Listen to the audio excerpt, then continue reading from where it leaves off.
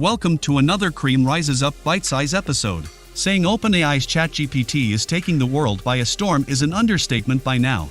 ChatGPT. ChatGPT. And ChatGPT itself.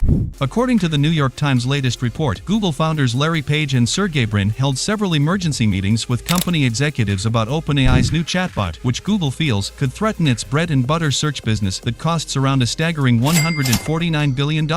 Google is fearing that ChatGPT could eventually be more than a worthy alternative to Google search. Even though Google executives are not immediately reacting by introducing a half-baked alternative to ChatGPT, internally they declared code red to introduce a new AI alternative to the mass that can rival and could eventually eclipse ChatGPT. What Dr. Shivakumar, the former Google research director, said to the New York Times concerning the stratospheric rise of OpenAI's ChatGPT is revealing. The doctor said, quote, "This is a moment of significant vulnerability for Google. ChatGPT has put a stake in the ground, saying, here's what a compelling new search experience could look like. The way ChatGPT provide relevant answers to questions make typical Google search a thing of the past. ChatGPT uses natural language processing to retrieve the context of what a user is asking, then generate its best attempt at relevant answers, which is unlike the typical Google search result that works mainly through processing keywords. Even though ChatGPT's output is not always accurate, its performance in producing near-perfect answers through conversational search forced Microsoft to invest heavily on its latest prized asset. To rub salt on the wounds of Google, Microsoft is reportedly working on a new version of its Bing search engine that will integrate features of ChatGPT. Microsoft made its first OpenAI investment in 2019, and it recently announced a new round of funding to the tune of $10 billion.